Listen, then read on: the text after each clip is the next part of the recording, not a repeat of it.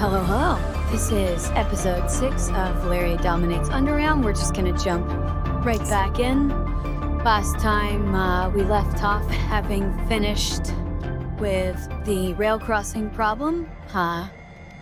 The Faceless were attacking, and I convinced them to leave by mostly just letting them read my mind. We did get a new quest from Captain Herb. He wants us to find out what happened to the Protectorate train full of weapons. Dude also had a vision where we grabbed something from the walker.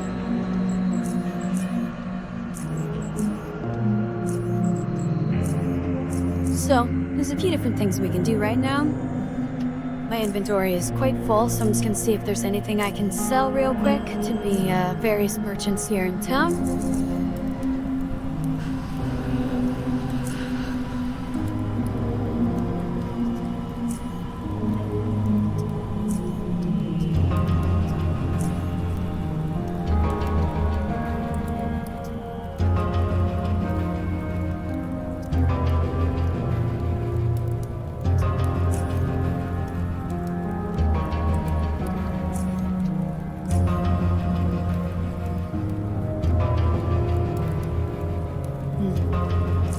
Okay, so I guess nothing much for sale here, really, but, and nothing to sell here, really. And nothing I really want to buy, either. But that's fine. We're just going to, make our way out of rail crossing and go take care of some other stuff.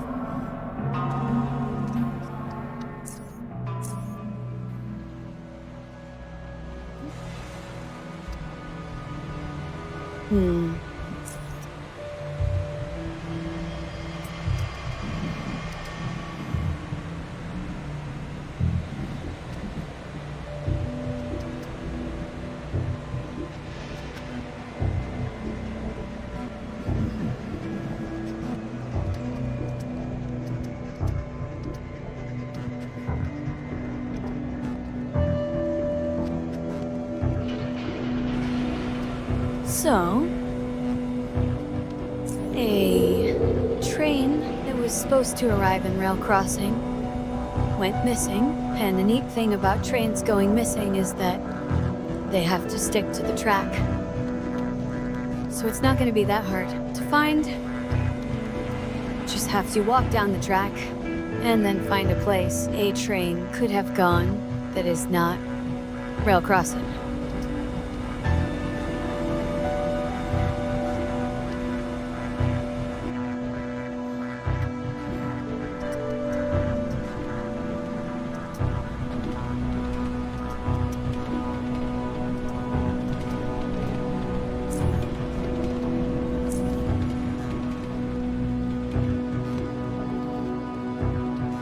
And would you look at that?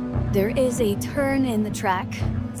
If you keep following the track down this way, you eventually get to the station that is right above Junkyard and the Protectorate Embassy. So, on the list of places the train could have gone between here and there, this is basically it.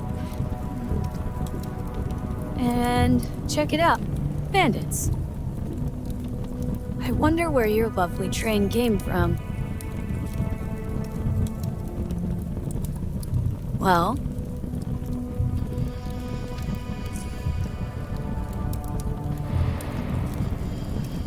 these guys fight against the Protectorate, and, you know, that's pretty cool. Down with the fascists and all that. I think actually in this version of the game, I can talk them into supporting rail crossing and still join the free drones.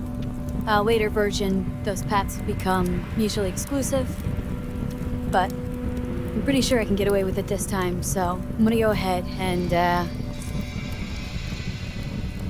oh, I guess I'm not persuasive enough for that, or durable enough. Okay.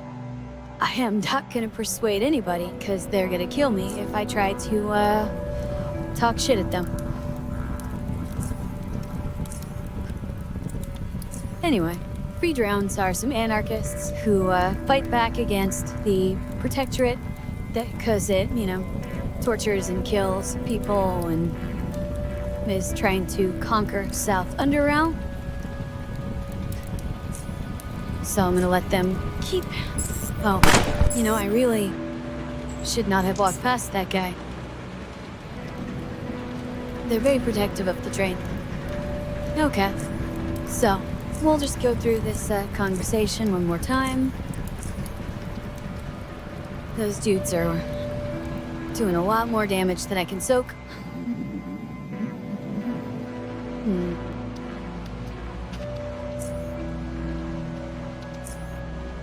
Anyway.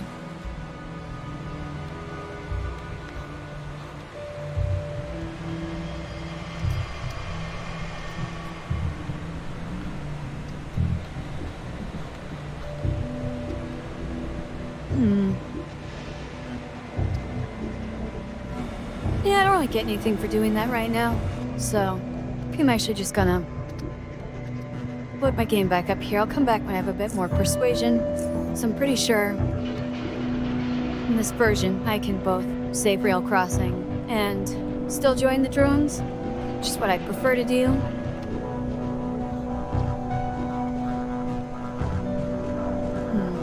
What quest do I want to do right now?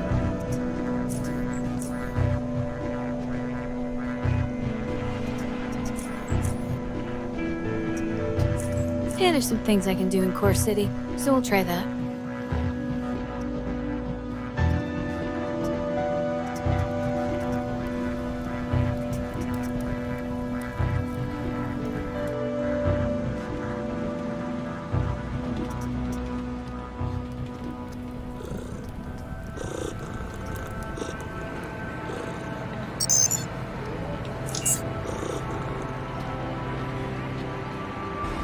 First, gonna head up to the bar here and meet up with an old friend who's already, I think, paid me more money for quests than anyone else in the game, and still has plenty deep pockets. That would be our old wheezy friend Abram, who you can find upstairs at the Hardcore City Bar.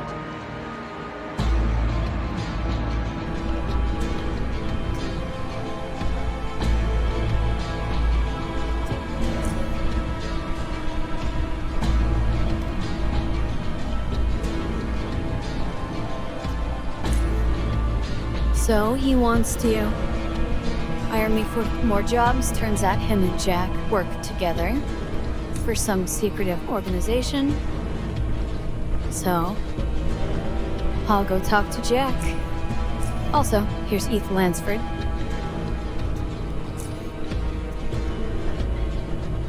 So there's 2 other abilities he can teach me.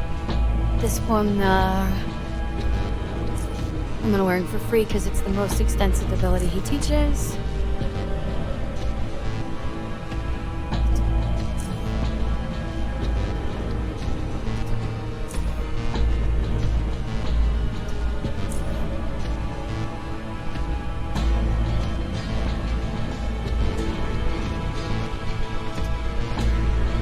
And I'm also going to pay for this one.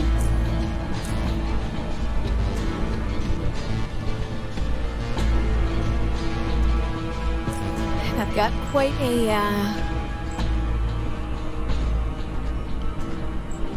set of skills coming up here. So this one reduces an enemy's action points and movement points. That one drops the cooldown of all of my abilities. And this one, of course, is the one I had before. It gives me more actions and more movement points, so it all works out pretty nicely. There's nothing really to do up here right now. And I never need to talk to Ethan again, because I have learned all 3 of the skills he teaches. Oh, while I'm here, I'm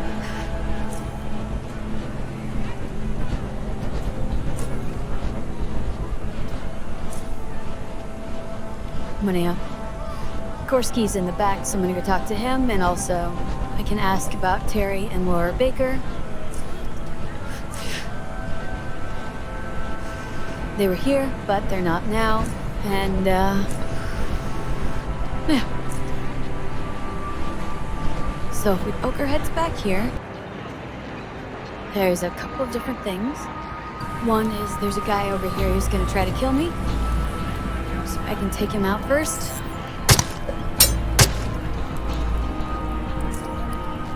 There we go. Should not have done that.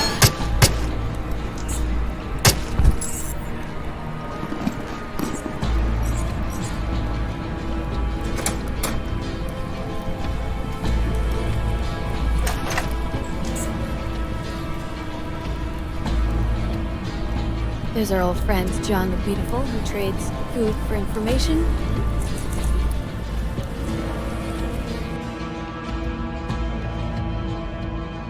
And, I totally forgot that I'm just hauling crap loads of gear that needs to be sold, so... Whoops. Wrong button. Where's you pop in here? Sell a few items.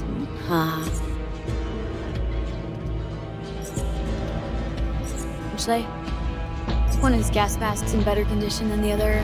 Yeah, we'll sell the worst one. Random gun parts.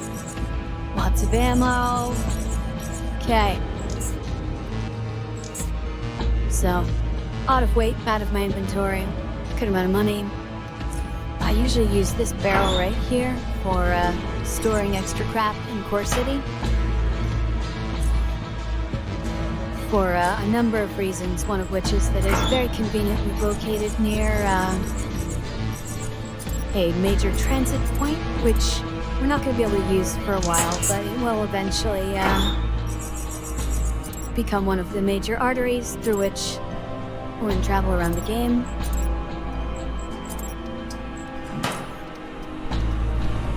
But for right now, it's just a good merchant adjacent location.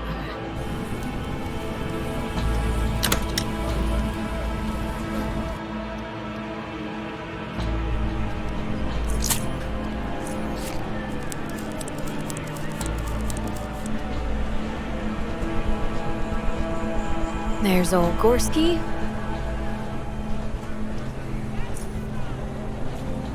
He's still a dick, but got a way to stall him for a second there.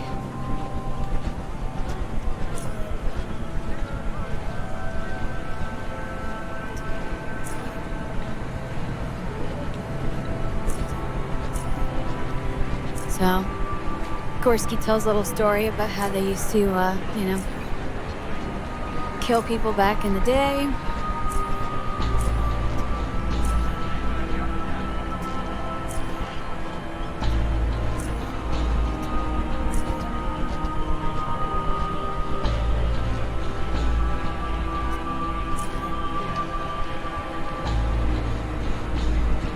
He's a little butthurt that, he's not being taken more seriously by the oligarchy.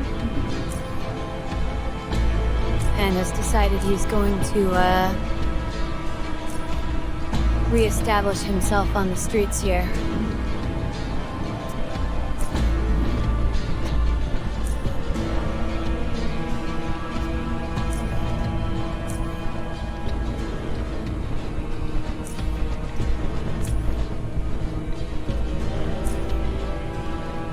He wants me to steal some energy shields from the Protectorate. And, so many words. Yeah, sign him for that.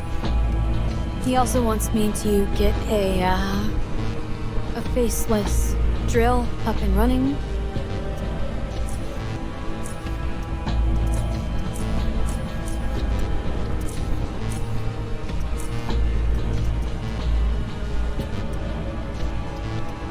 And those two things will open up a nice little battle that we can fight later on. But first, gotta rob the Protectorate jerks.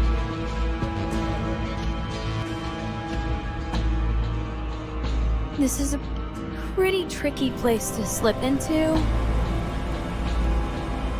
Not really because of the Protectorate, but,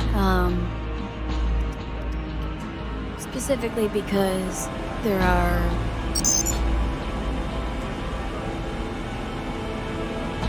just so many, crawlers everywhere. Now, the plan that they gave me, can't go and, kill Bob and steal his uniform, doesn't work because Bob is a dude. And yeah, I am not. It's not the only place in the game where being a lady gets you into a bit of difficulty as far as disguises go.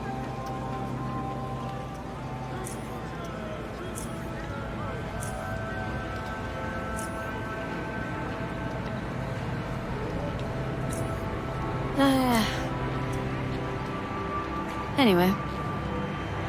That was kind of expensive, but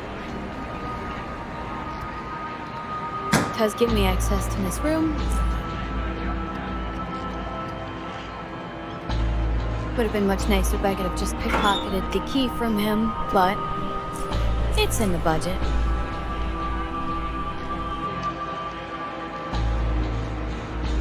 So here we go. This is a very, very dangerous place. The vents themselves are fine, but once you poke your head out of them, you are very likely to be killed by horrible, sneaky monsters. Try to remember, this is the one I want to pop out of. Okay, let me get my shit together. There is a small chance that I actually do this correctly. If you've been following along since the first episode, you might find that hard to believe, but I do sometimes get these ready. Okay. So. Damn it. Not that time. Just gonna go ahead and load, because the thing is going to kill the crap out of me.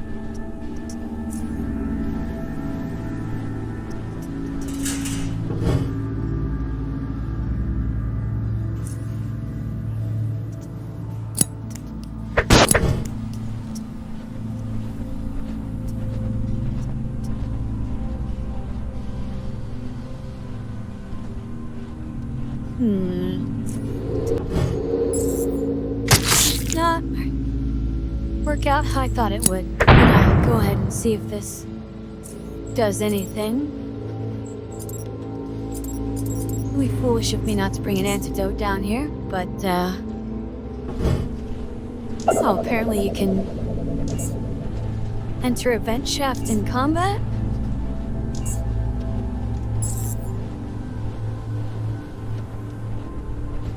Huh.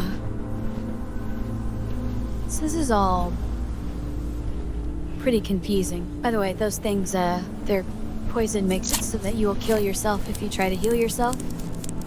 Which is usually the opposite of what you want when you're trying to heal yourself. There it is again. Oh, bastards.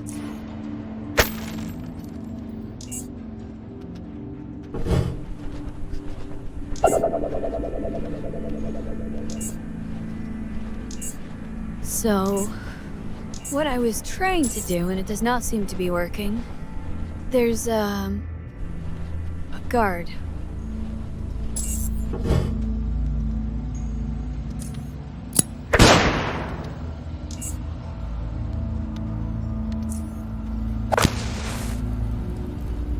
Who's supposed to be over here, and I was trying to lure him by making a lot of noise.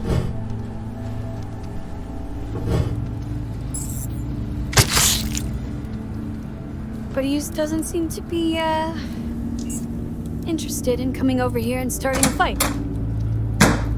So I'm just going to walk through here and close the door instead.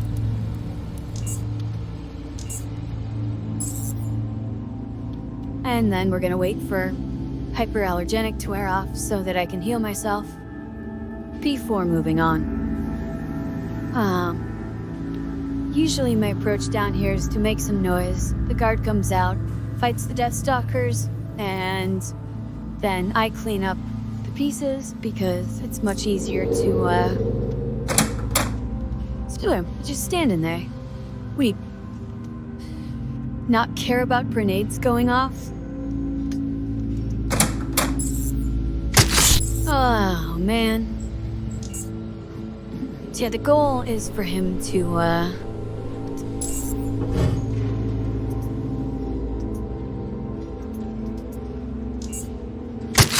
get in a fight with these guys. So that I don't have to. But he's really being a jerk about it.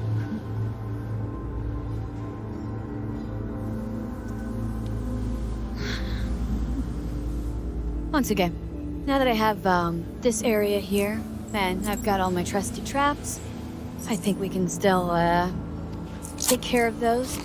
Deathstalkers are very tough, especially for someone of my level.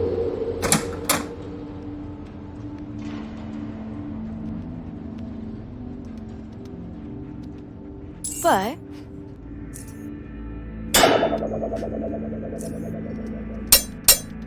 oh, wow, this guy's actually pretty tough, too.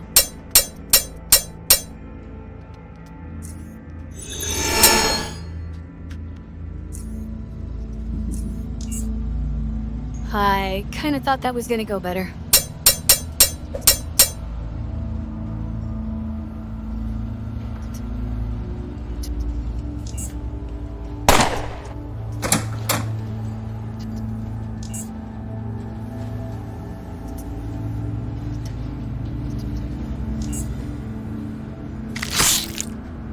Okay, what sounds like he made a friend over there.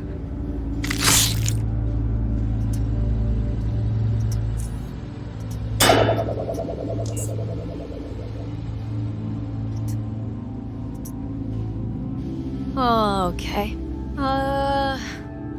This isn't really going how I was hoping it would, but... Oh, I even had him incapacitated. Oh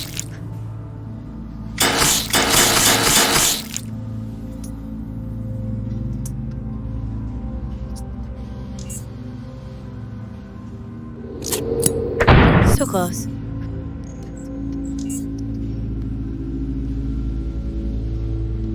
Word. Okay, I think I know what I'm gonna do here. I'll just do that. Go over here, close that.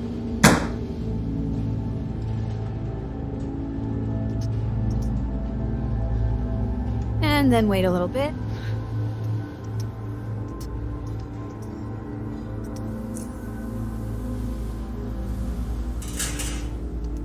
The Deathstalkers should come through eventually and pick a fight with that guy.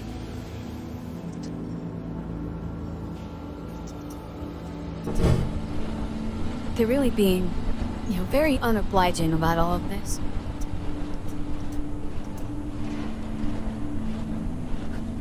Wouldn't it be nice if you just dropped grenades right out of the vent shaft?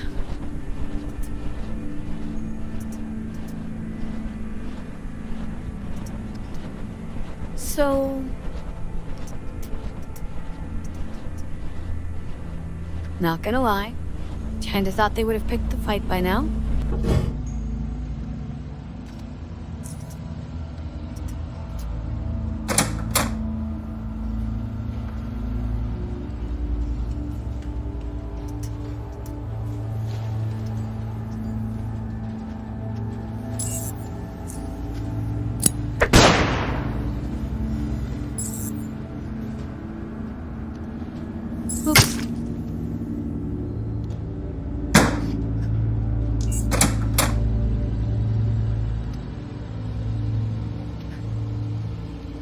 That was like almost what I wanted to do. I just have to not, completely screw it up.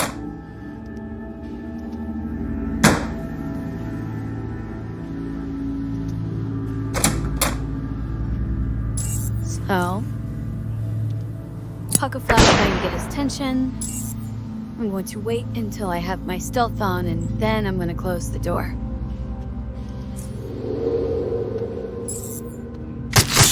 What the heck? No jerks. I'm really not understanding why they're so averse to attacking that guy. But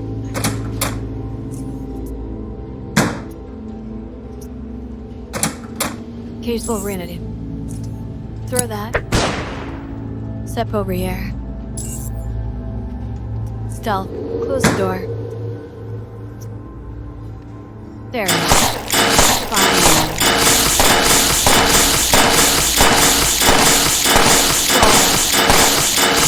Noise means, well, I guess the end of the noise means that things have probably worked out in my favor.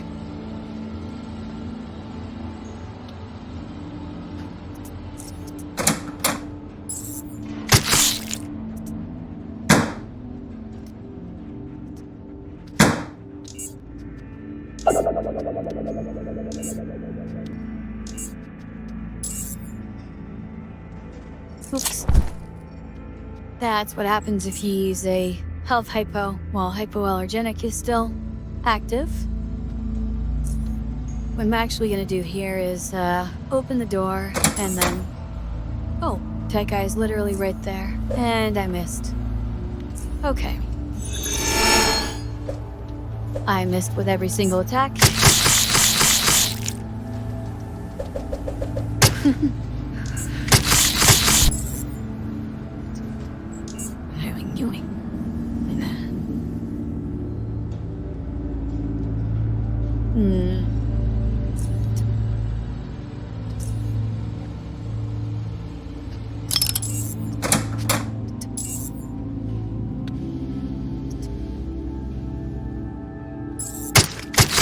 That didn't actually help me at all.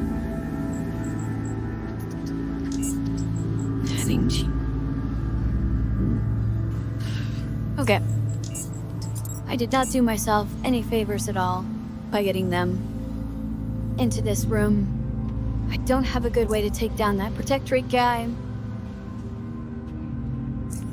I don't have a good way to sneak out at this point either, actually, because...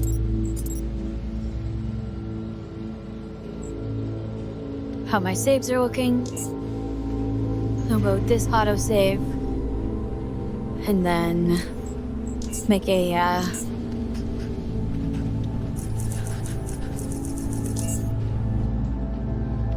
different save there.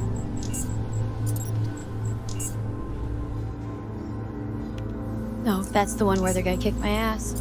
So with this one... you may hear my cat meowing in the background there. Sorry about that. Okay. So that was just so that the game doesn't auto-save and trap me here in the Protectorate warehouse. If I find out that I can't actually sneak out later.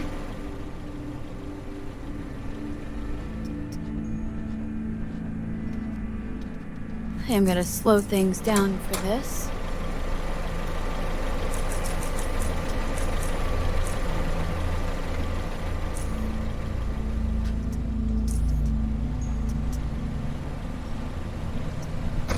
Oh, not the room I wanted to be in.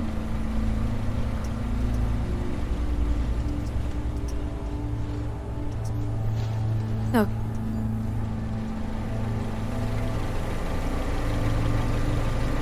Gotta wait for the supervisor to leave her office again.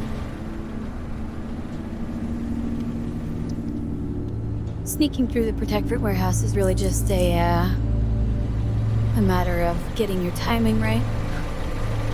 Or I guess having sufficient sneak skill. If you have, if you're playing a Mel's character and you have Bob's armor, you can also, sneak through just by not getting too close to anyone.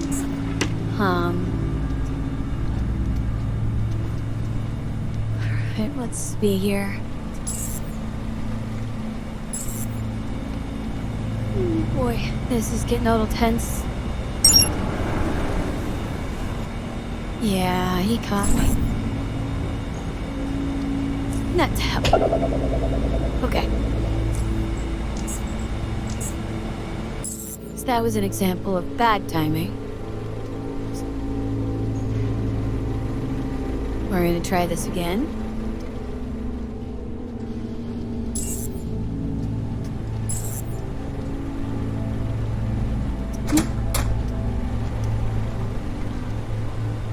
Okay.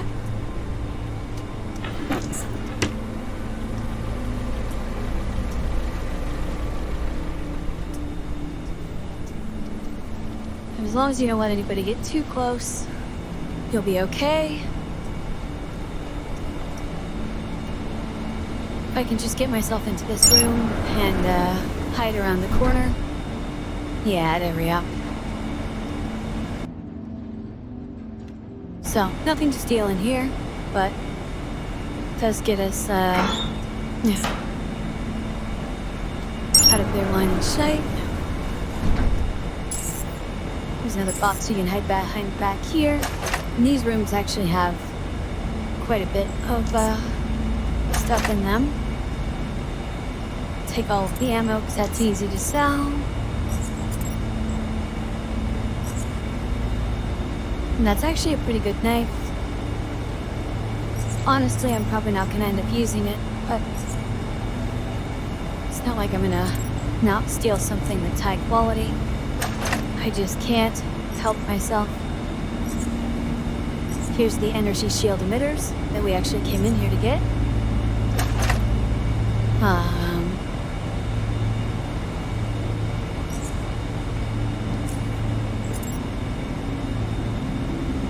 Is that any better than my armor? Just a little bit. Can't change your armor when you're in stealth, but check that out later. And I actually have sufficient carrying capacity left that I can get that big piece of metal armor out of here, so we're gonna take that too. And Leech's blocker, why not?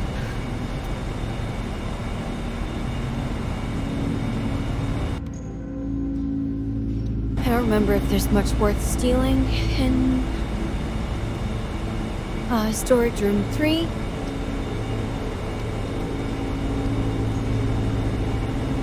Somebody go and take a peek.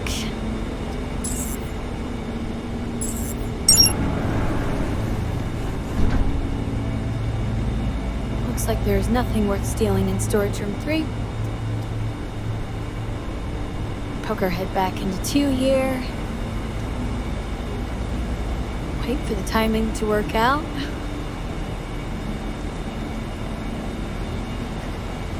Okay, here we go. We're gonna make a beeline for the supervisor's office, which should allow me to sneak back past these guys. And we're on our way out. Now we're gonna discover if I can actually sneak back out of here, or if I'm just going to get killed by these fucking Deathstalkers.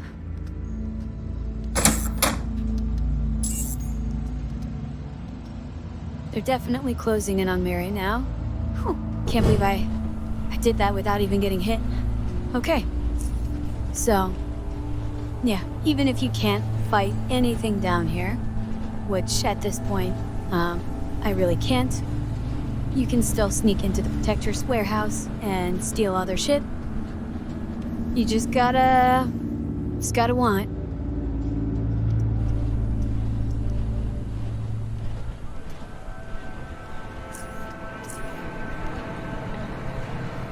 I'm not actually 100% certain that using stealth was necessary in there.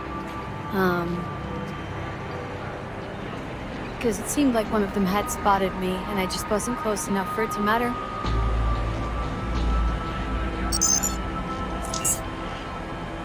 Maybe someone will remind me in the comments if that's the case. I may have just been walking slow for no reason. An unlooted barrel. 4 batteries. Ace.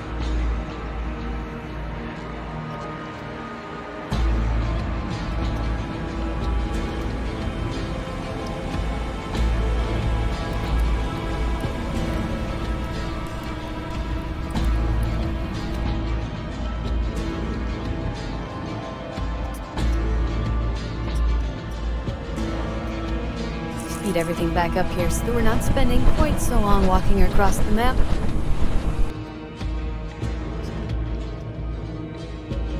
And we'll go and give these to Gorski.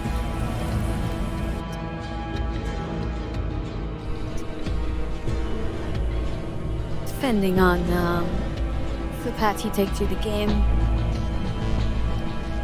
this may be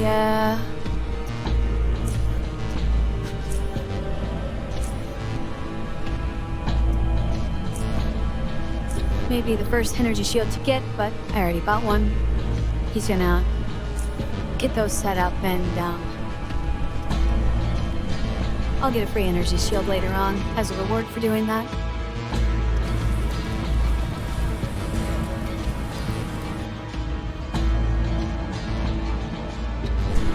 I like this one because it is a low frequency emitter, so it can soak more low speed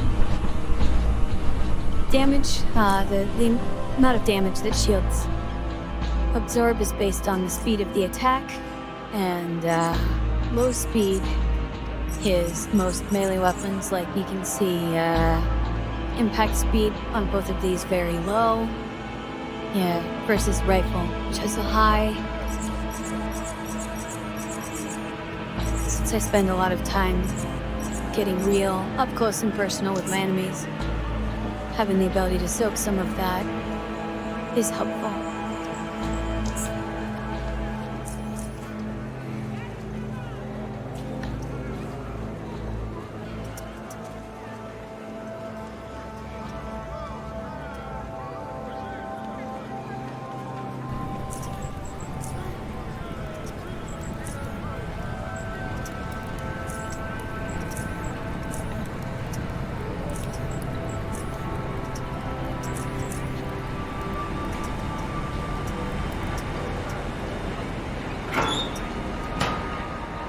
Actually have the other. I think I need to go back and ask Gorski for the rest of the quest. I must have skipped over a dialogue option.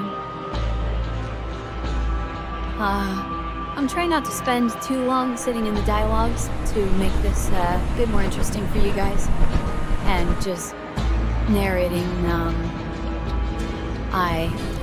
messy memory of what the quests actually are. If you prefer that I let it sit a little longer on the dialogue screen so you can follow along, let me go, or let me know in the comments. But yeah, here we go. So they want to take a tunnelware from the Faceless. The Faceless crashed one of theirs,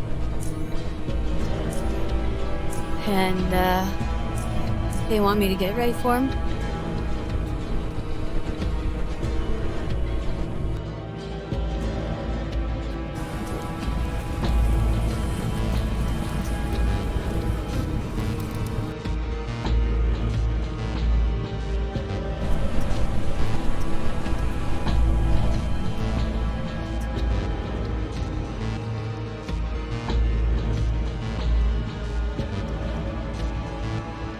You might be wondering why I went and got that quest, since I'm now running away from it.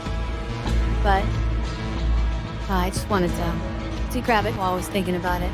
I'm not gonna actually do it right now.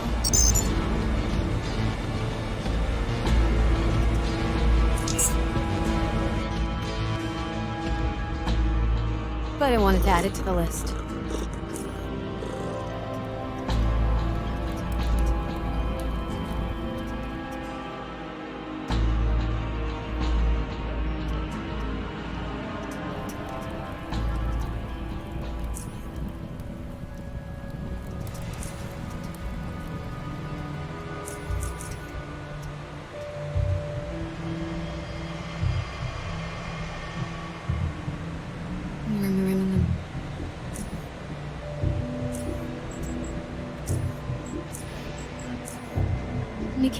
I'm struggling a little bit to decide what it is that I want to go do next.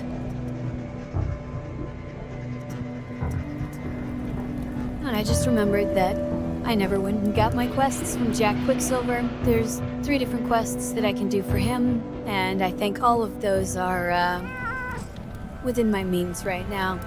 So, sorry for the back and forth here, but we're going back to where we just were. If you wanted to see a lot of walking and loading screens, then I congratulate you on selecting the right Let's Play video, because you are gonna get so much of both.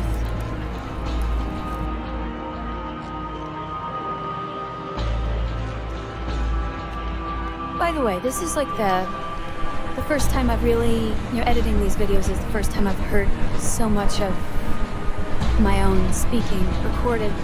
I've started to notice that I have a tendency to kind of mess words up a little bit. Like I'll start talking and then the end of the word will just get away from me, like my mouth goes too fast or something. I don't know. Now I'm worried that I do this and the rest of my life's here and just nobody calls me on it. Is this something you guys notice it? Is it weird? Would you like it if I could actually speak properly and finish the words? Sometimes when I listen to it, I honestly don't even know what I was saying, so it must be pretty confusing for you. Anyway, let me know. So anyway, here we are. We're talking to Jack Quicksilver. Him and Abram work for some spooky dudes who, have secretive jobs for us. He wants me to go to Foundry, say I'm a neophyte, talk to a guy, do a job. He wants me to go to SGS, talk to a different guy, do another job. And third one, right here in Core City, is talk to a guy and do a job. So, 3 guys, 3 jobs, 3 places.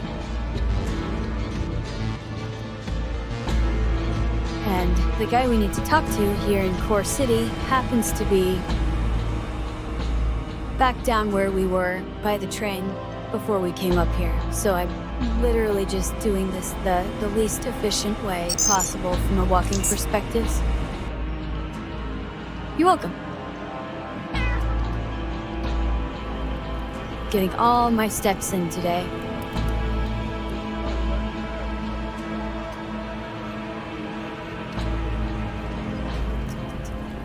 Okay, so here's Xander. He has a, job for me.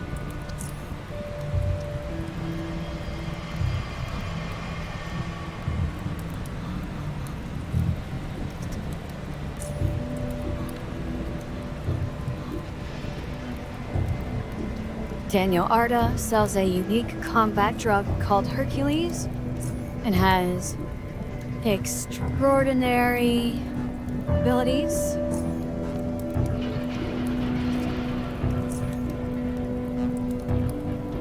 And since I'm a professional, I'm not gonna ask him a bunch of personal questions about shit that doesn't matter. What I am gonna do is go back up and find this Daniel Arda fellow. And if you're wondering where Daniel Arda is, he is where we just were. This is, I really just had a whole extra back and forth trip to this for no reason. But we have to come back up here because he's a few feet away from Jack Quicksilver, chilling over by the Hardcore City bar. There we go.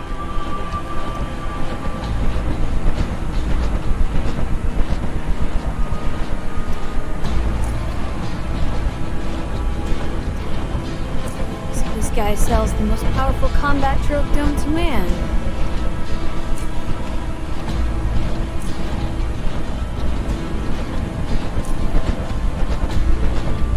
I'm almost certain that I can't actually, not skilled enough to pickpocket this guy.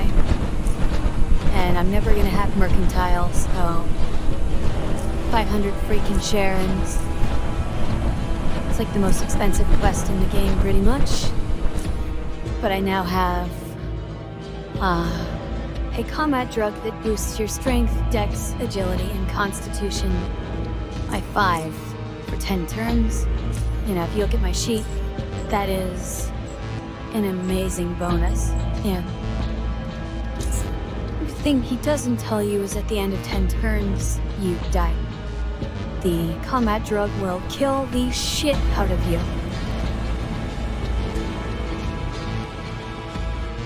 Right, that works, because people die, they void their bowels, so yeah.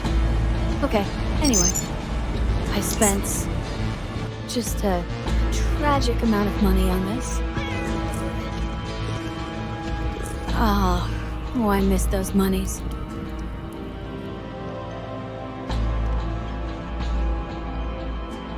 But it's all for the job. I don't think the job actually pays that well. This is more about advancing a specific bit of plot.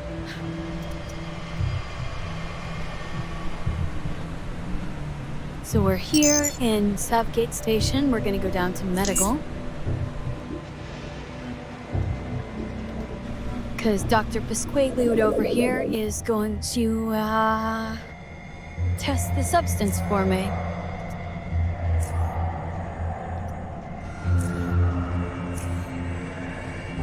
And,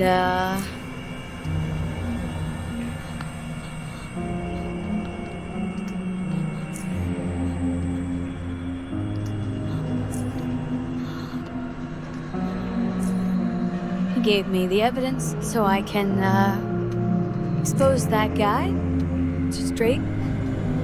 We're also going to visit the cantina here, because we need to meet with Lennox Pierce, who is, the SGS job.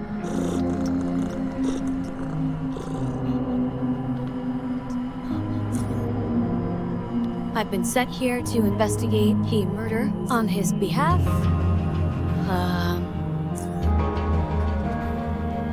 So, Lennox's brother died here.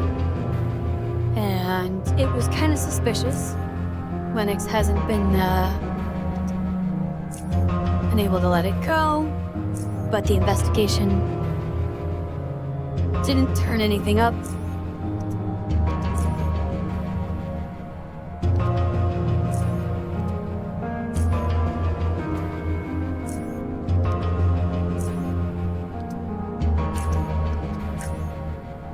The guy just died in his sleep with no known cause. Pretty sus for such a healthy dude. So we're gonna go down to Patrick Pierce's room on the private quarters floor.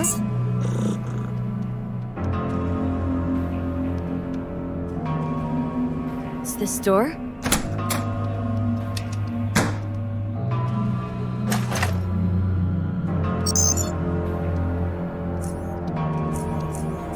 So, here we go. Patrick Pierce did not have a good relationship with Big Brett.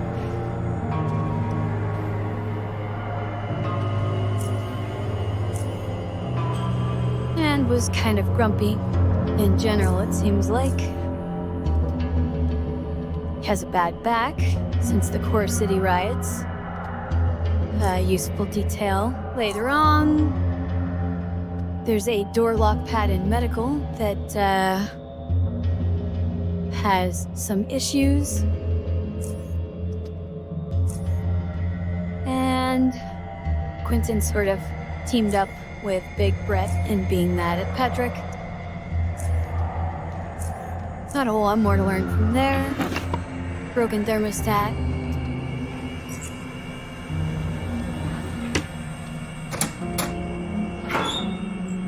Mortuary keycard that we can use to get into the morgue here. Go ahead and pick the lock on this.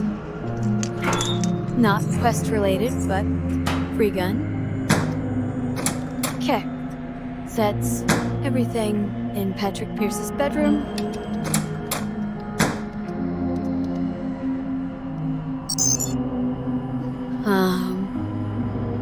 Go ahead and pop back down to medical. So we have Patrick Pierce's keycard, or the mortuary keycard that he had in his room, which gets us into the morgue. We're in the back of Southgate Station. There's also patient records here. Recent patient list. Patrick Pierce, receiving gabapentin, of all things, because, they're running low on painkillers. Well, we're also gonna take a look here at Michael Mortington, who, came in while everyone was asleep with sharp chest pain. And, then left.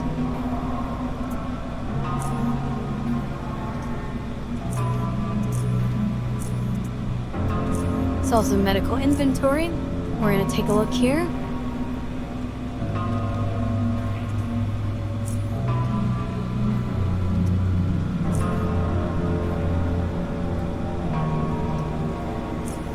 Interestingly, a surgical needle, straight, extra large, 1/2 inch.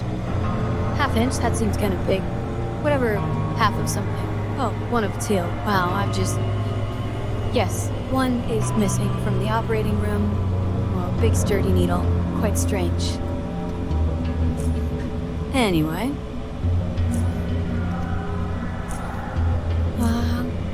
Just gonna go through and,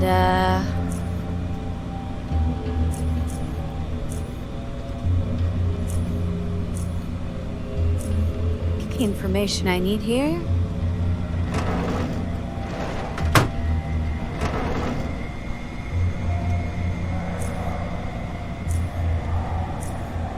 I do not have the biology skill to find the cause of death myself, but I don't actually need it. We're gonna go back to the cantina and ask his brother some questions. His brother is a pretty terrible client and does not give you all of the information that you need right away. But I'm gonna be nice about it. Anyway. They were orphans. His brother worked for Praetorian security, and then when New Biocorp fell, there were riots, and... he was injured.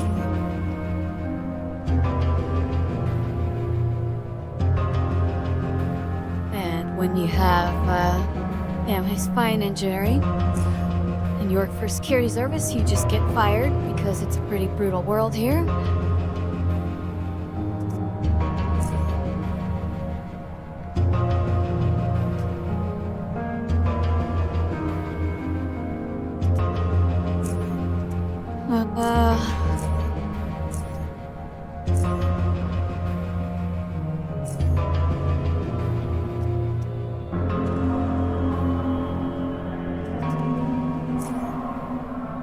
Okay.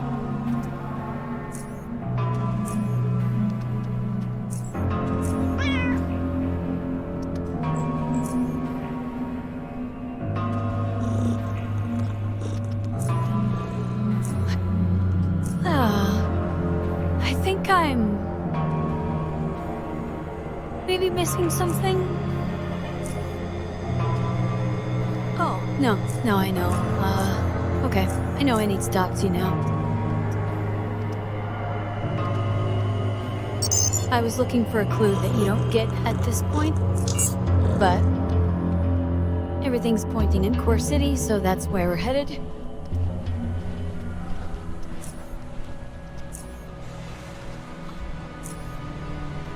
You've got to gather some more clues.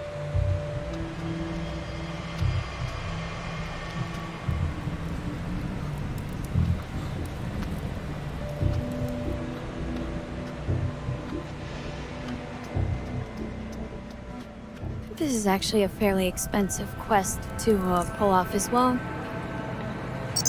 Oh. While I'm right here, let me just go and take care of Ohead Xander's quest real quick. So I've got the information about that guy Daniel Arda, and now I just need to expose him, which I don't have enough lockpicking skill to do. Okay, we'll do that later. Later.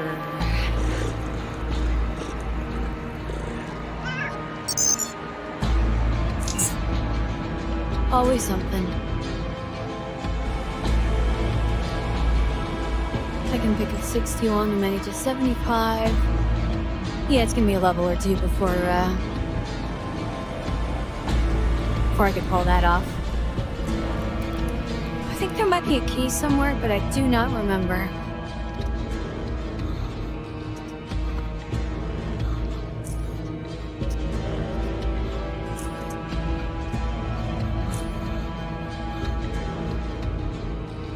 You may notice I'm always stopping basically in the doorway if I can manage it. There is actually a reason for that. This alphabet guy will come in and walk you inside of some of the shops. It's very annoying that way.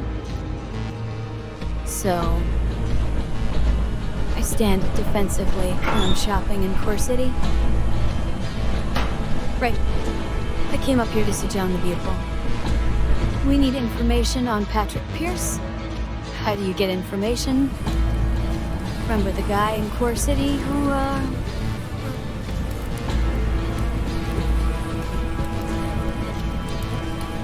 said he will find us, info?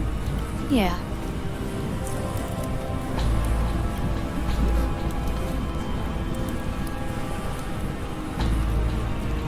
Oh, when he wants a special.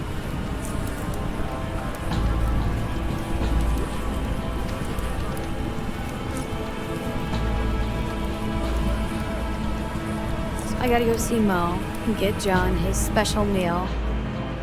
And he's going to look up some information for me. This is the reason why this job is so expensive. John has very, very expensive tastes. It's the most ridiculously overpriced meal in the game. You can actually buy them for yourself too.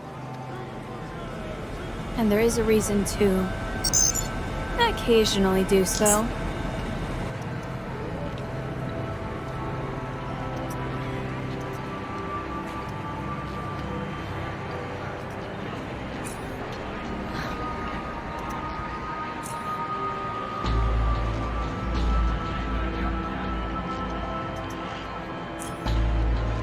And there's no way to talk the price down.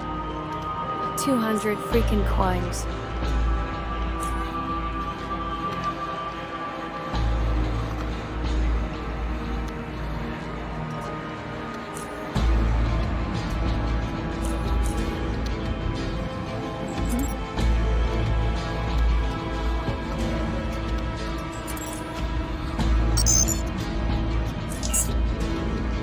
Doesn't actually look like I can eat that though, so not sure if it's just the ones you can buy later on, or if it's not available in this version. In some version of the game you can buy that. I think it'd say +5 skill bonus to everything. Versus Underrail, which is only +3, so it's much better skill bump. A lot of things, thresholds for different skills are right on the divisible by 5 threshold, so like you're trying to peck a lock, maybe it's an 85, you only have an 80, you need a John special, now you can peck the lock. Maybe not in this version. In any case, here's your stupid expensive food, and I was gonna tell me about my friend, worked with Doran Security 15 years ago. He was part of Operation Banishment. A cleanup of all remaining Spectres, the elite Biocorp operatives, who were loyal to the overthrown anti-Protectorate Biocorp directors. This is new Biocorp, the company. I think there hasn't been too much about Biocorp so far in this Let's Play, but Biocorp basically built everything in this section of the Underrail. They were one of the super corporations that controlled the world at the time of the apocalypse, and they collapsed a long time ago, and then were recreated as New Biocorp, and then New Biocorp was destroyed by the Protectorate. Core City was taken over by 3 oligarchs. One of whom worked for Biocorp, but rebelled against it when the Protectorate attacked in the north.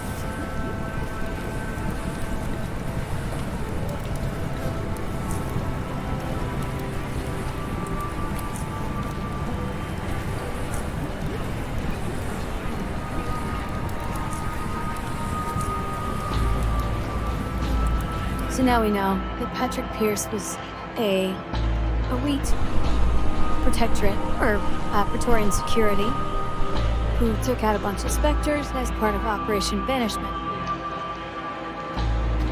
And I'm looking for information on Spectres, so I've gone to the weapons store, because Oscar is all about things that are hardcore.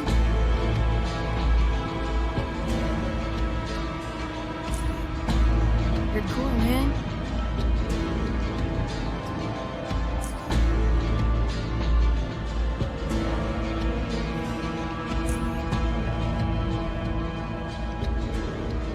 And he happens to have a copy of the file.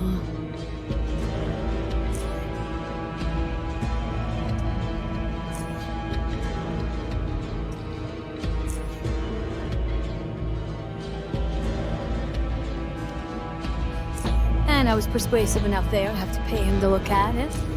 So, looking at the list of Biocorp Special Operations Force Spectres, we have among them a fellow named Michael Mortington. Well-known Spectres were killed, several bodies were never discovered, but no one has been acting on it since. Oh, also, if you weren't reading along there, Spectres were notorious for killing their enemies by inserting a needle into their brain through the nostril, which is very hard to detect if you're not looking for it. And since Lennox Pierce was killed in a very difficult to detect way,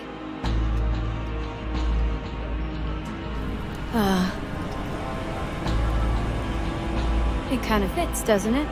So, what do we know so far? We know that Michael Mordrington, aka Mordray, was a member of the Biocorp Spectres 15 years ago. We know that Patrick Pierce was a member of the elite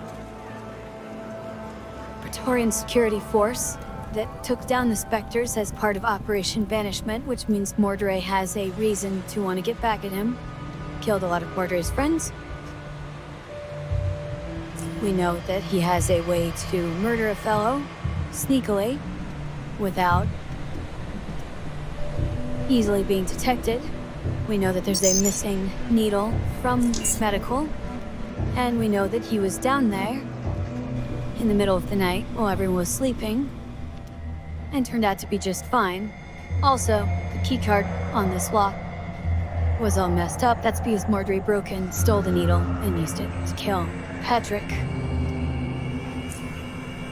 So, I'm down here talking to Pasquale, and I'm about to tell him how it happened. A long, sharp object was used to stab him through the nose and into the brain. Squall will check the body. He's gonna be very disappointed in himself for missing this evidence.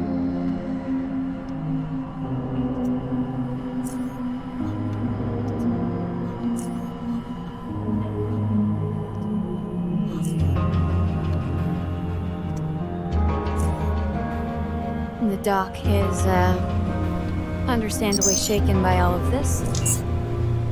I think I have all the information I need now, so I'm gonna go ahead and let Lennox know what happened. You have the option of trying to confront Mordray down in the capes, but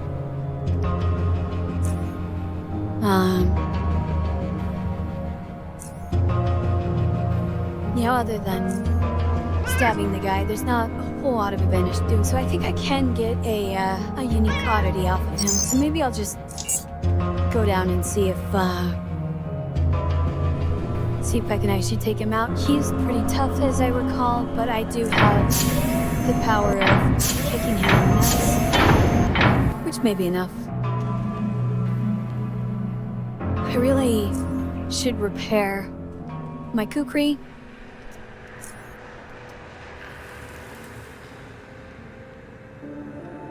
But I keep forgetting to buy a mechanical repair kit. And I have not put any points into any of the crafting skills yet, so I can't make my own. This icon looks really strange to me now, and I'm trying to remember if the crafting icon changes in later versions. I think it might be like a gear shape. I'm not really sure. Also, in later versions, there'll be a little brain icon up there, which you use for innervating your side skills. You can't actually have this many side skills all ready to go at the same time in later versions of the game. You have to pick and choose, and the number of slots is based on your intelligence. But we're playing Legacy, and we do not have to worry about any such restrictions.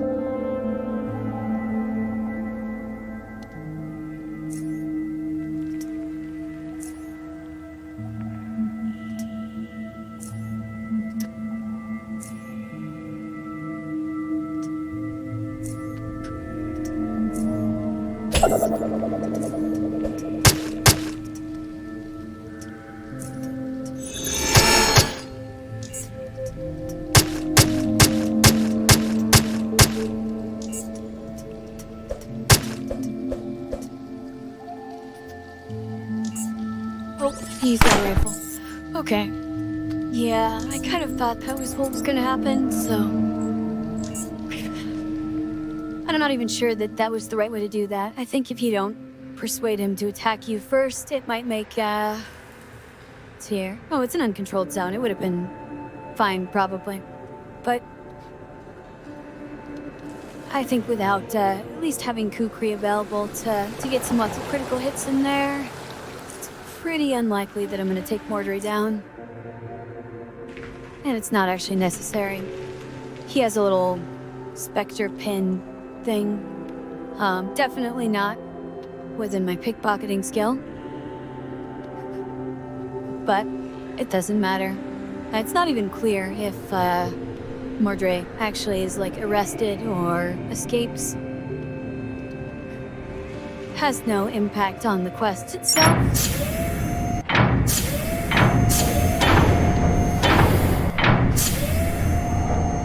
We're just gonna go up to the cantina and dump this problem into Lennox's lap.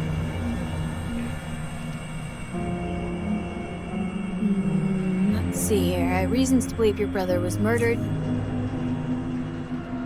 Do you know who did it? You can't actually pin this on Big Brett if you're not paying attention, or you think that Brett did it because he was so mad about that thermostat. But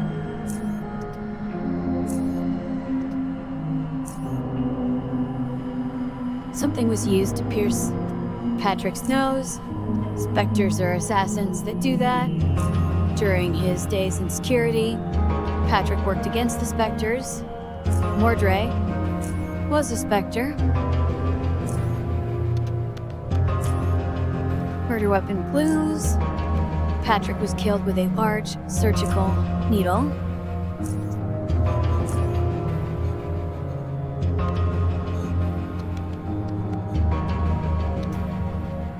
And he's gonna go talk to Tanner.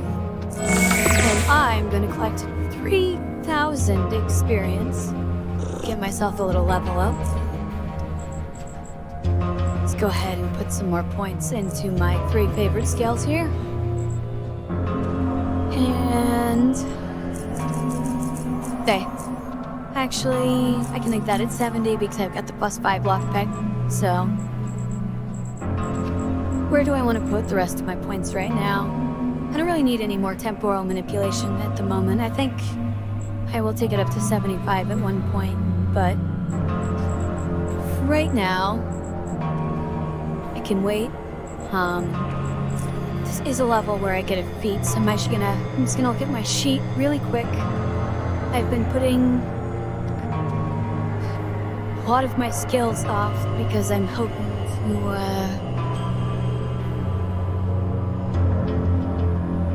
what level am I? Level 14. Okay.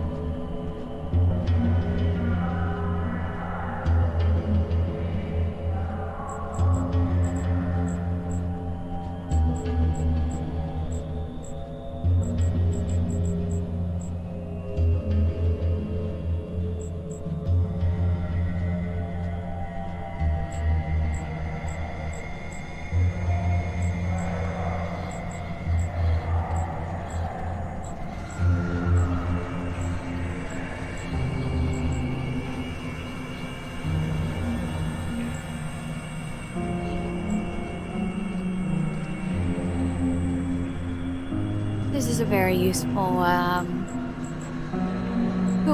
yeah, we're gonna go with critical power.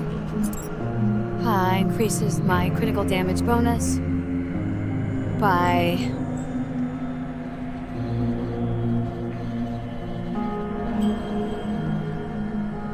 1.5% for each 1% above 100 that we are. I think that, oops, didn't mean to click off of that. T, and I guess, where'd that go? Critical power, yeah. I think it actually is less powerful in later versions of the game. I think it's only 1% for every 1%. Still worth it in either case. But,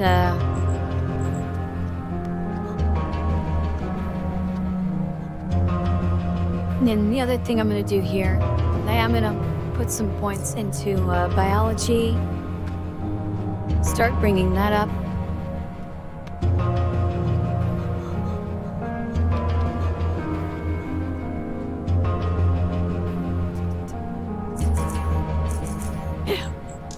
There we go.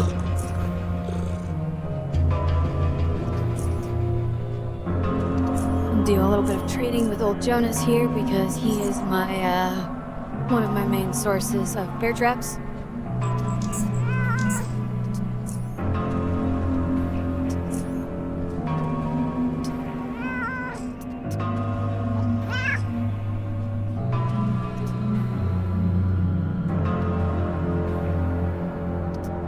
Turn in my quest here.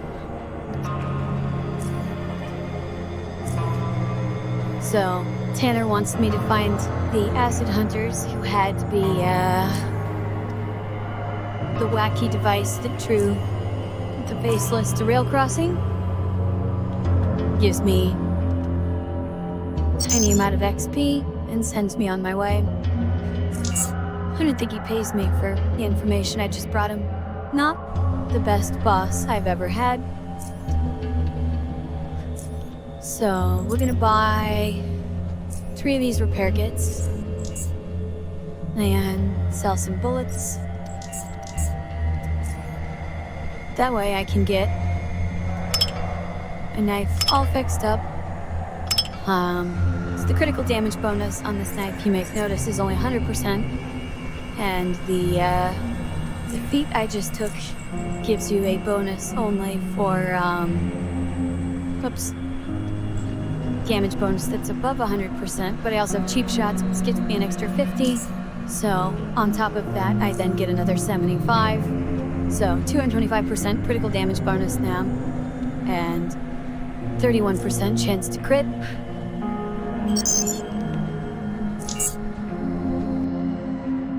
It's really gonna help drive up the damage that this build can put out. Stash a few items here. I don't quite have enough biology yet to do anything with these, but we're building up towards it. Next level, I'll be able to start extracting some poison, applying it to my weapons, and get even deadlier. But until then, those points aren't really going to do a whole lot for me. Okay, we're good here. We're good. we'll go back up to the platform, take the train back to Core City again.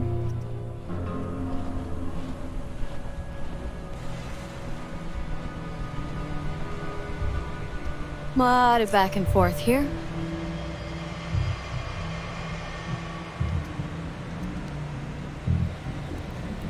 But now I should be able to pick that block and finish the other one. Then we can go turn in both quests to Jack Quicksilver, Jackie Silverhand, wrong game. Here we go. So what I meant to do before was this. Also, why can't I just jackhammer the door down?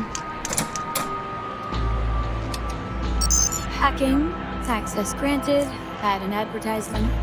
We're going to display the test results to the entire city, thus outing Daniel Arda in front of everyone, and satisfying Ohad Xander's job requirement of embarrass this dude, out him as a fraud, but don't actually kill him.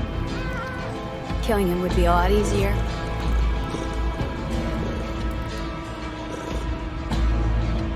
But, yeah, we're getting paid, so we do the job the way the client wants it. I still kind of want to kill that guy and get my 500 monies back. This dude is super satisfied,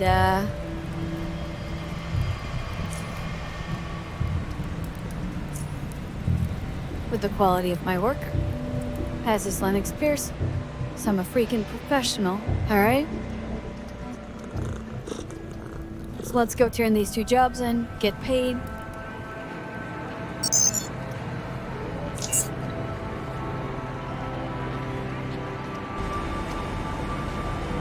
And then we just have one more mission for Jack that we're gonna go to Foundry to take care of.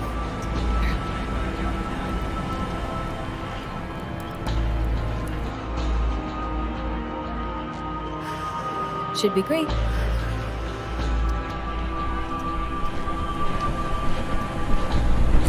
So, the job for Ohad Xander, which I paid 500 coins to complete, plus these 2 trips by train, it's like 550. I get paid 400 for that. One experiences also makes me 400, minus the 200 that I paid for information, and a couple more trips. So I basically spent 800 coins to make 800 coins.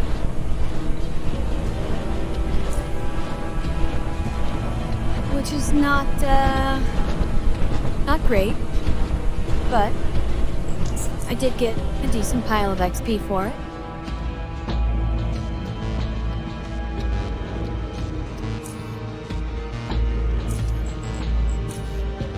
That's, 2 of Jack's jobs done.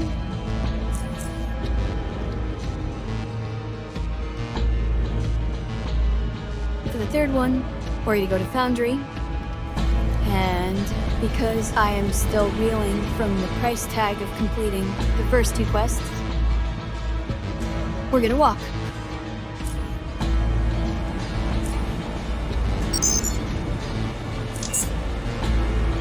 That can't be throwing away all my money like that, and I need to save up for a jet ski. By the way, if you weren't aware, later on in this game, we're gonna get a freaking jet ski, but not just any jet ski. One of them has a plasma cannon on it, and that's the one I intend to buy. It is, I think, 21,000 coins, which no mercantile skill, and I have no points of mercantile spent or planned to spend.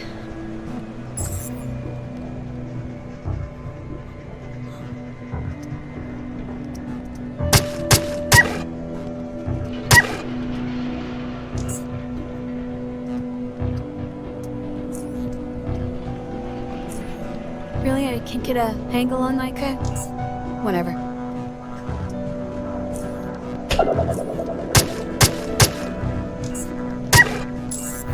can see we're getting some very nice critical hits there, and 106 damage on that one.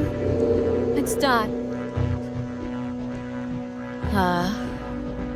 not really that much compared to a lot of the builds out there, but for this one, where you're hitting a large number of attacks in a turn, it's pretty good. 100 damage is pretty good. We're not gonna deal with any of this crap yet. I don't think my trap skill has increased at all since the last time I was here and blew myself up.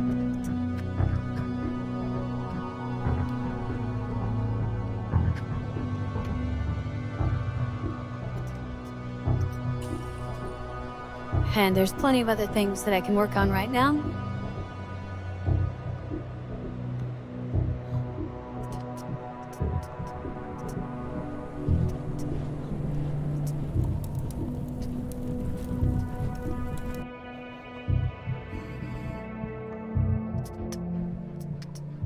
I will stop by and talk to this guy here, just to see if there's anything good on the market.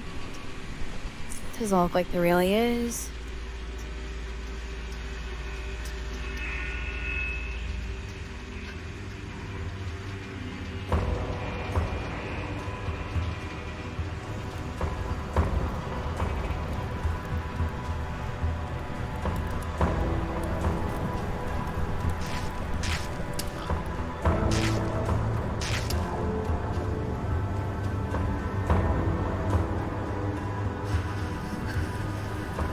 So the first step of this quest is you have to find the secret base. Places with mysterious guys standing in front of them are good indicators. That's the password. In I go. And here's a guy named Everard. He has been waiting for me. And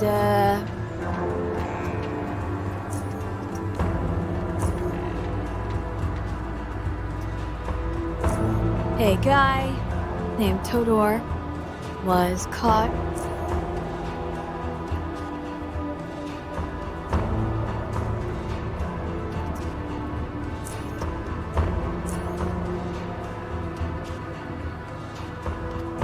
the judge here in Foundry recently died of food poisoning. How fortunate is that?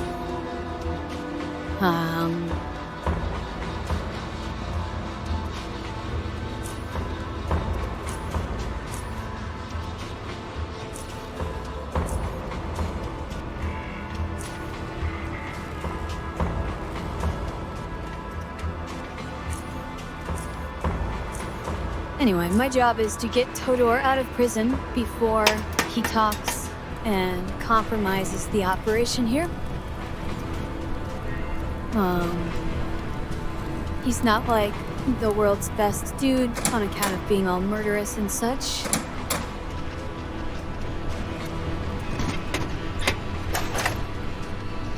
But, you know, it's a pretty hard world, so not too concerned about it. Don't worry, the lady who lives here is already in prison.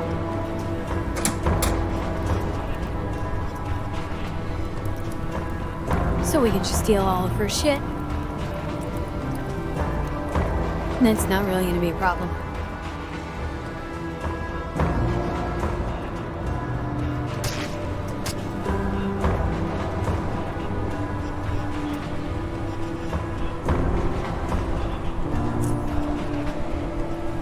Talk to Chief Banner here real quick. He'd like me to do a little recon for him,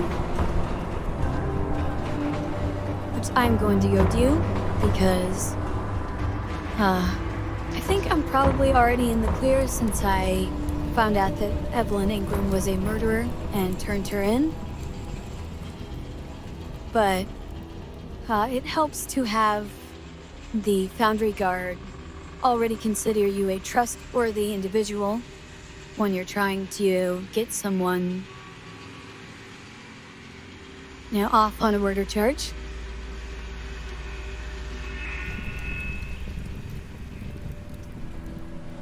so I can leverage my good reputation as a straight shooter who has done jobs for the Foundry Guard before, to trick them into letting the murderer go.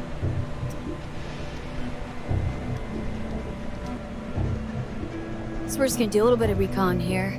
Some faceless were spotted in the cave. Spray go over the cave. Here they all are. Give them some time.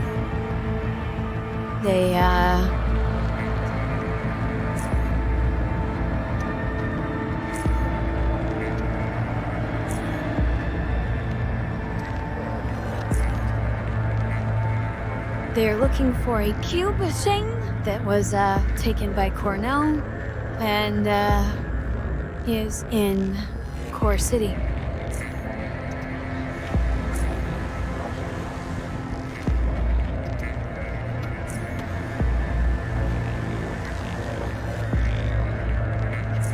They're gonna go and get their cube, and they're rolling out. He gave me this very nice power core, has a gift for providing him some information. So, despite the fact that everyone seems to be shitting themselves over these guys showing up, that's twice now that I have interacted with Faceless, and they have proven themselves to be willing to talk. Not, completely violent. They certainly made a strong statement by showing up guns blazing and killing all those guards, but they can be talked to. Something was taken from them, and they're very keen on getting it back.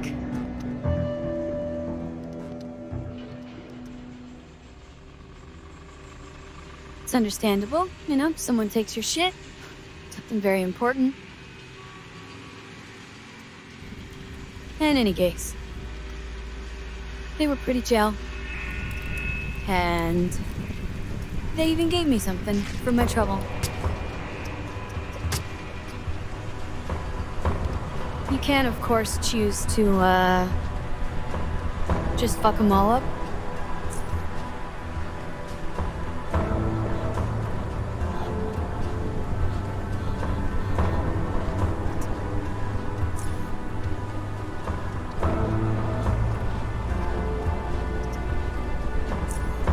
So, Todor Sallywatch killed a man called Bolivar Dowd. He wants some evidence.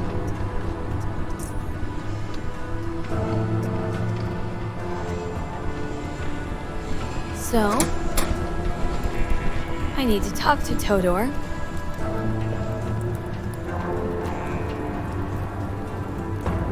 I'm not sure how easy it's gonna be to get in to see him, because I am not well known as a big damn hero in Foundry just yet. But we'll see what the warden has to say.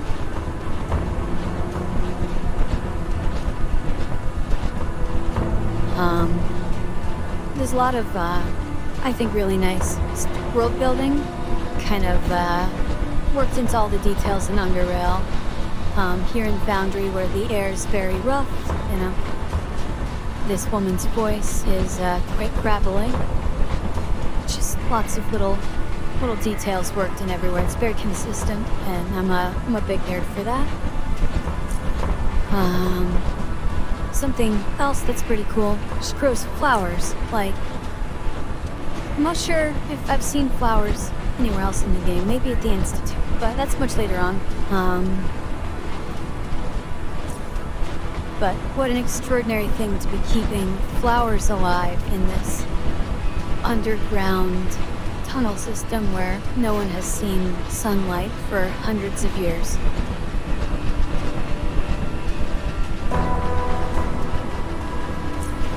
I think that's really cool. I would like to ask questions about Todor.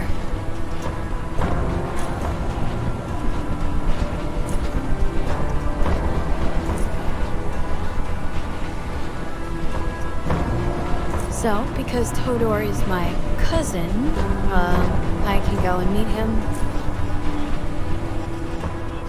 We'd have a quick conversation.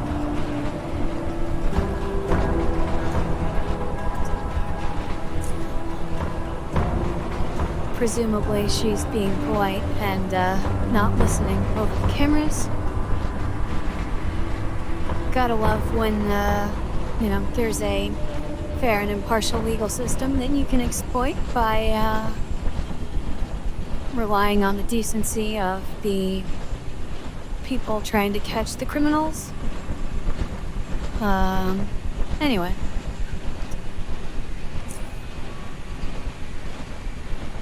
He seems to be pretty excited about blowing that guy's head off.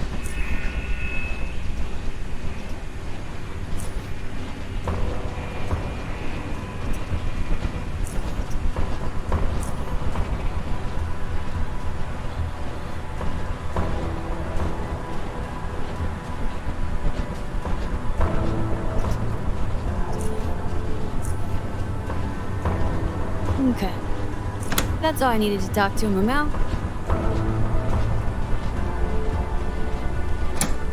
No reason to plant any doubts about Everard's intention to rescue him in there. So, from that conversation, we learned that he shot a guy. Hey, look, there's the blood splatter. And then ditched his rifle on the roof. The Foundry Guard are pretty freaking bad at searching the area because it's literally right there. So now we've got this abandoned sniper rifle.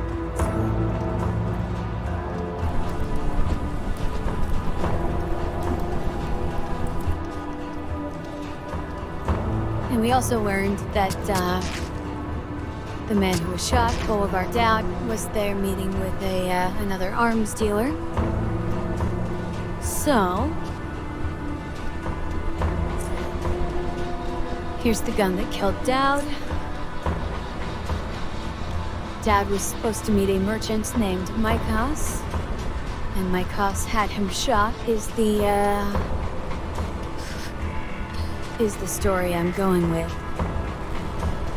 Not that some, dude or chick who ain't Todor shot Boulevard with this rifle in the head.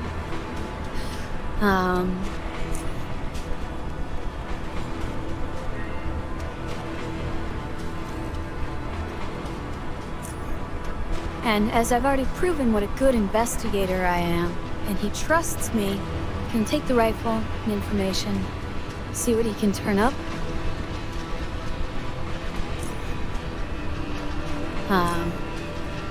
Not actually sure how long it takes for this to be resolved, but it's not something you can just walk away and then walk back and suddenly talk to him. So, we'll come back in a little bit, and we should discover that our friend there, Todor Sallywatch, has been released from prison because all they have is a gun with no fingerprints and some suspicions about a guy. Not enough to convict, and they've got this whole fair and impartial justice system. Don't necessarily feel great about this particular quest.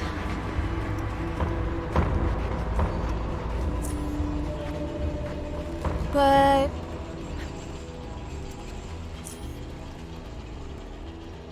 I mean, he was also an arms dealer, so it's not like, we were taking out a great humanitarian or something.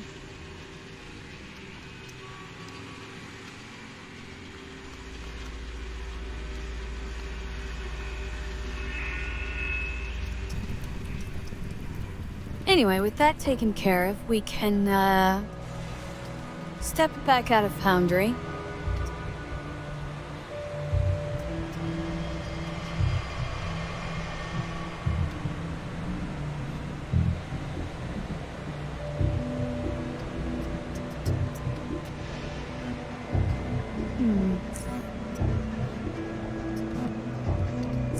I'm almost certain that what I'm about to attempt is just going to get me killed. But I kind of want to try it anyway. I'm going to see if I have what it takes to walk from here back to Southgate Station.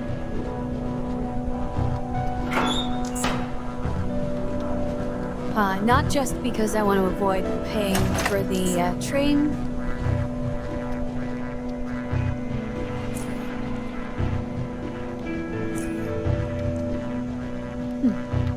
But also because there's a fair amount of XP to be had along the way.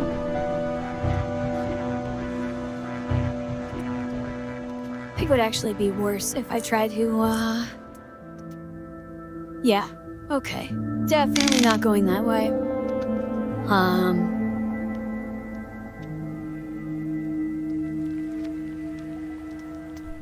Taking out Goliaths. I don't know what the plural of Goliathus is. Goliathus. I guess probably that. Taking out that many of those guys is not something I can really do yet.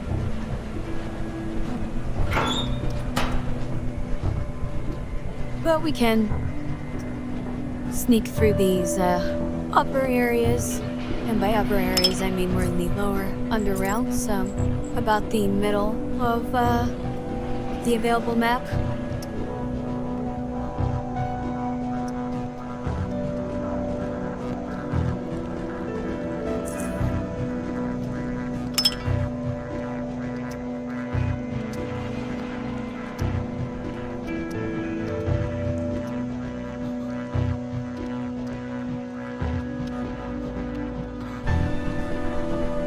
Okay, so got some warthogs here.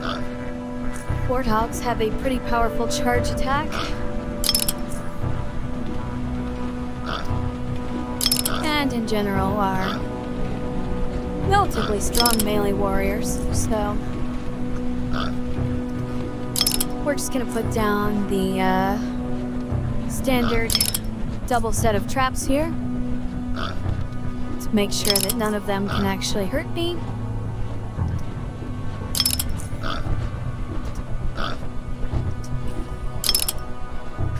And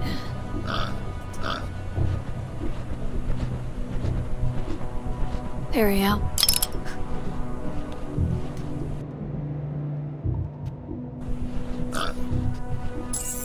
Need to wait for me a little bit closer, or I will step into my own trap.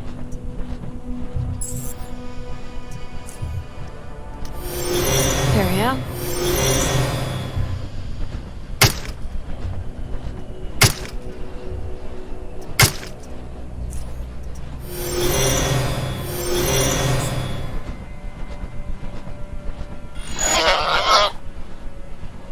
Step down over here. Try to make sure that they hit these ones instead of that one.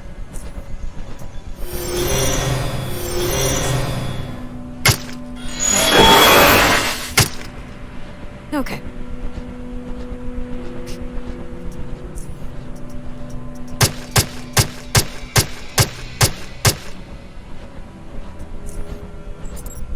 I'm all out of Sayapos, aren't I? I sure am. Okay. Well, he's not gonna be able to hit me because I am over here.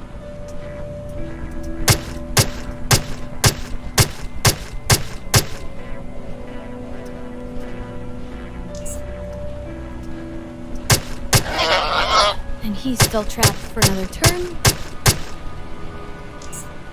That one, however, is not, so we're gonna stun him.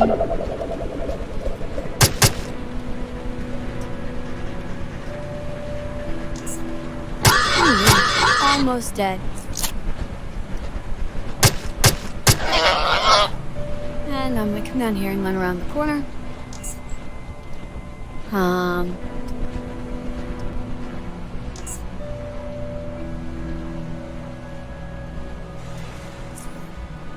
Oh, that went great. Sub just entangled him for a turn. He can't move. should buy me enough time to, Oh, and he's incapacitated. Gives me another round to just keep wailing on him. And there you have it.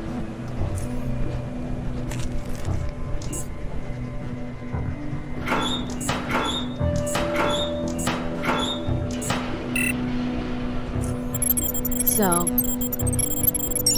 those guys were actually even a little bit more tough than I was really expecting them to be. Traps were definitely necessary just because I am not quite mobile or deadly enough to handle those guys yet.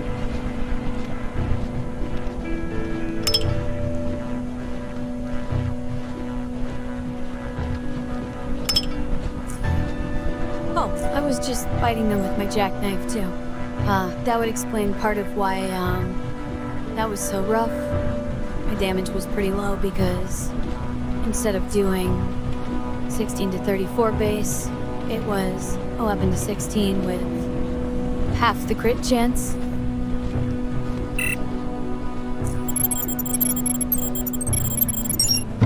Ooh, where did I just get?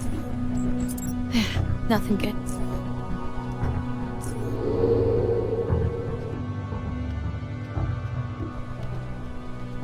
So, we've just gone around here, which opens up our path towards rail crossings. You may remember these guys from the previous episode.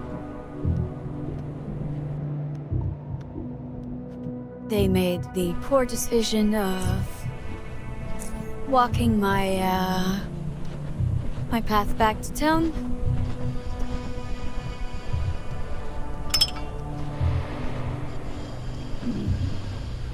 But while we're over here, we're gonna take care of the quest that dude sent us on.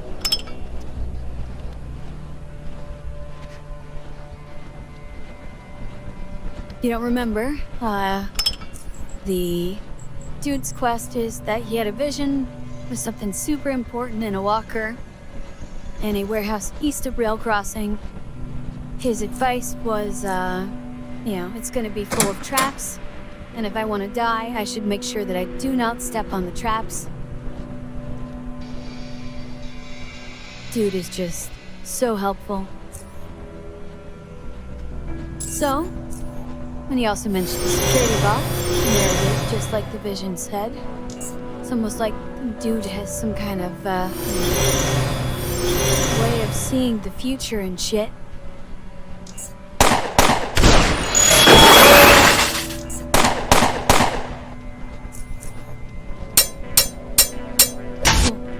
So that's the bot that the dude warned us against. About. One of those words is probably right. I swear I'm like a native English speaker. I'm just bad at this for some reason. Oh, and there's the ventilation shaft that dude had the vision of me crawling through. Everything is turning up exactly like he said so far. It's got a lockpick. Noted at all these traps. So, there is a path you can follow through here if you don't have the ability to detect or disarm the traps. So you would have gone this way. However, you have the ability to recover all of these traps, and that is a whole bunch of free stuff. Oh, I almost accidentally stepped on one there. I'm gonna save my game part with you because I have a bad tendency of trying to go too quickly here and clicking on the pixels in between the bear trap parts and then just standing in that cell. Because there are transparent sections on the bear trap, it only disarms if you're actually pointing at the non-transparent parts. And if you are a screw-up like me, you can trap yourself pretty easily. I would survive it, but I just want the free traps.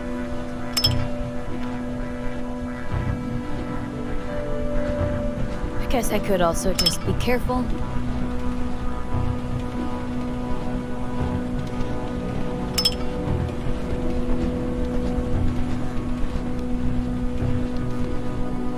lots of free traps here in the warehouse.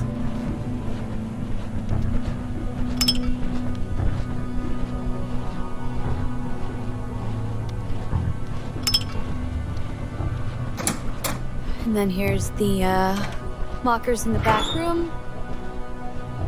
A psi ability we already have.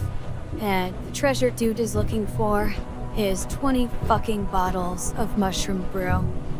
The super important quest he sends you on is to get him more booze, get a vision about this, because he needs to get hammered.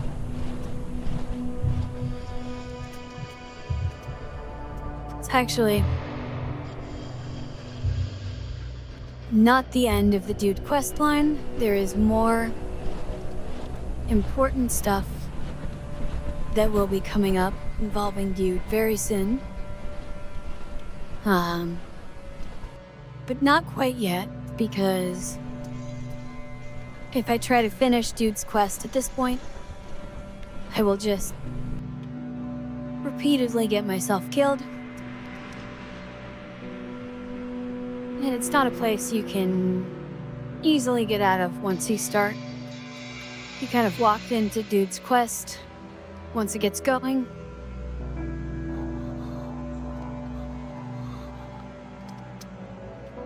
But we can drop off these 20 bottles of brew because they are, yeah, kind of heavy.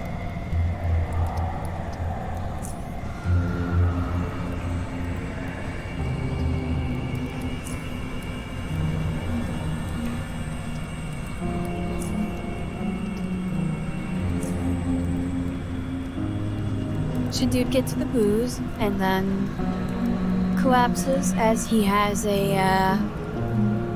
another vision.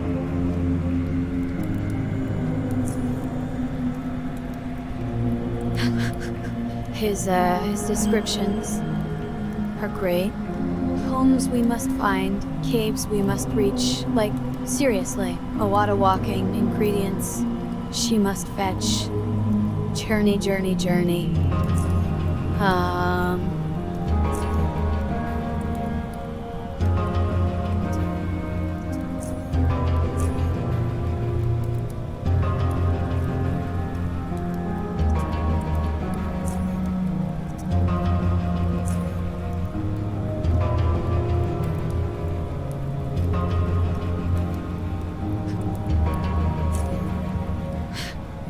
So anyway,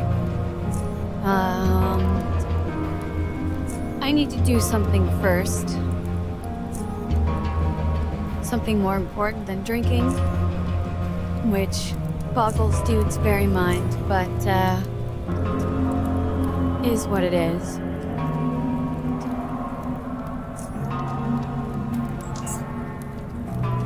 I have a couple of these things that I can't use, so selling the dam's a great choice.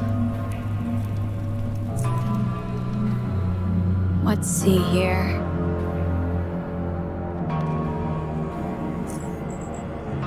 It's not doing Herb's quest yet. Maybe I should go and see about the Rat Hound King.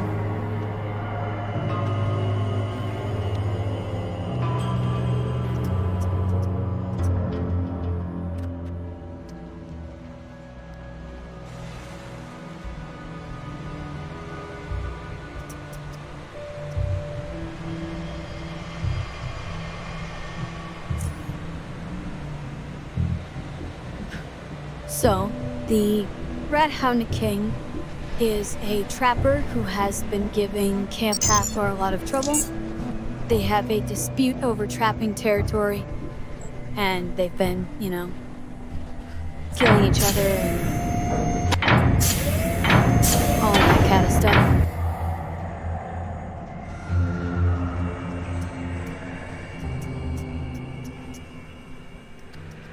Camp Hathor has asked me to deal with the Rat Hound King problem for them. And I have agreed because I want his armor.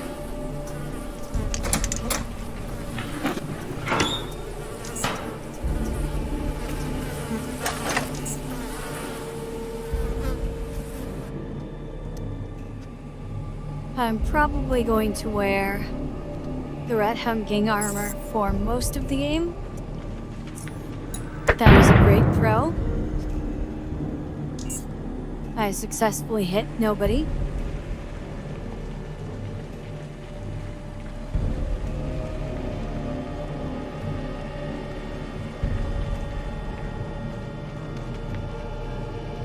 While just getting everybody's attention. Oh, we switched to the correct weapon here.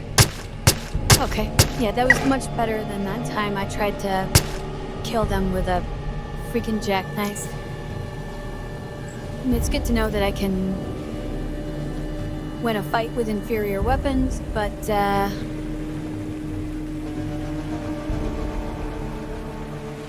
oh, you're really bunching up on me. So we're gonna drop a flare to keep them all in fear. That way I don't get ripped to shreds on the turn change here. So they're all busy running away.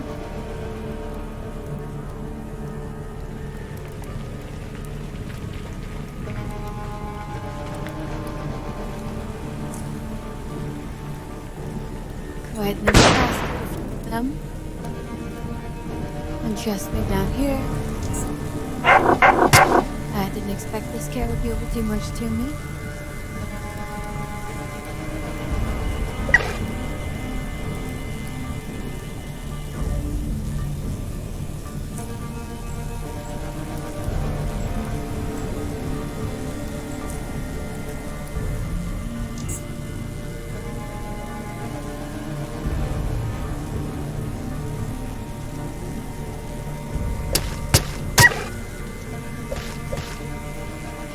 You know, despite the fact that in a lot of ways Psionics really are more powerful in this earlier version of the game, because I can have all of my skills ready to go, my psi points regenerate for free, all of that. I think they're actually a bit more flexible in the later versions. A little bit more tactical the way you end up using it.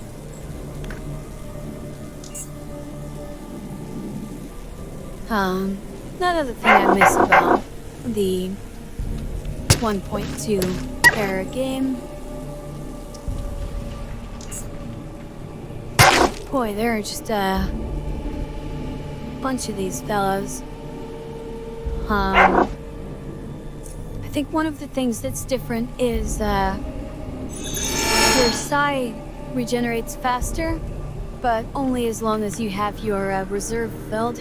So you can use more psi powers sooner in a fight at the cost of, at some point, kind of running out of juice.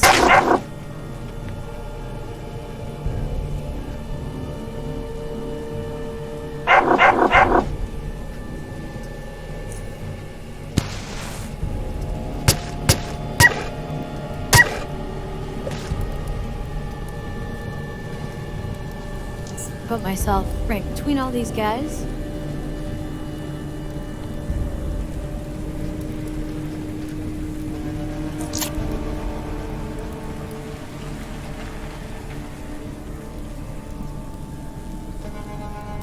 And see if I can... There we go. Cool.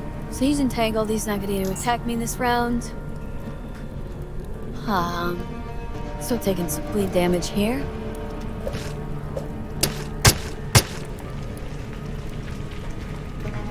Straight hell.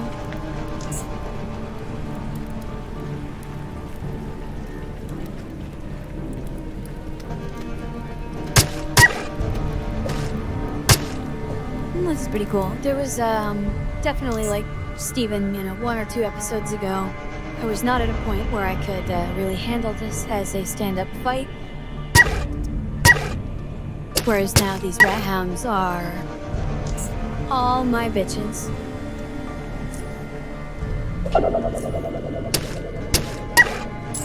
So it's nice to experience that little boost in power there. All of the hard work starting to finally pay off. I am gonna pop into town here just to see what kind of deals can be made at the shops.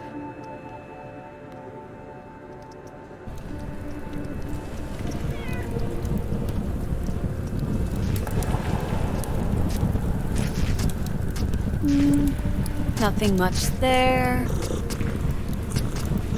I will buy a bunch of traps and caltrops from this guy.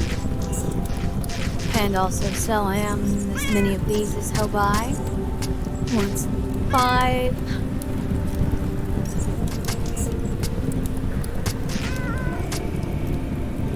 Okay, that's good. And Freddy doesn't really have anything I want. Oh wow, why am I so heavy? Because I just bought a giant pile of traps, of course.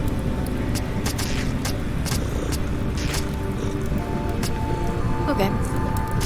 What I'm gonna do here is dump anything I don't need to be carrying on the ground over here, next to good old Captain Coltrane.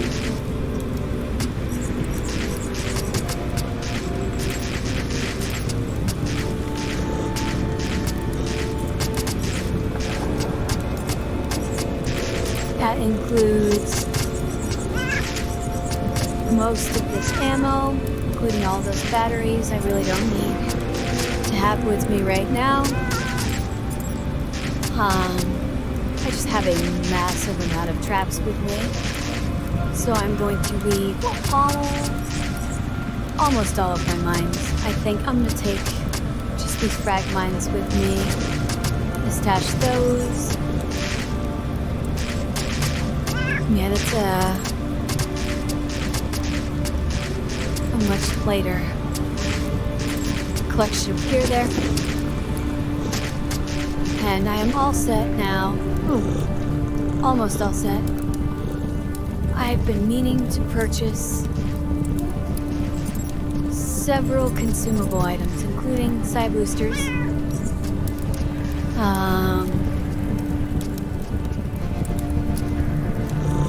I'll take one morphine shot. I might fix it for bandages. Let's call 10 more. And a couple of adrenaline shots. Okay. So, 256 coins later. Nice power of 2 there. And we are ready to go and fuck up everything between us and the Rat Hound King. Let's just get a few of these queued up so they're easier for me to get at.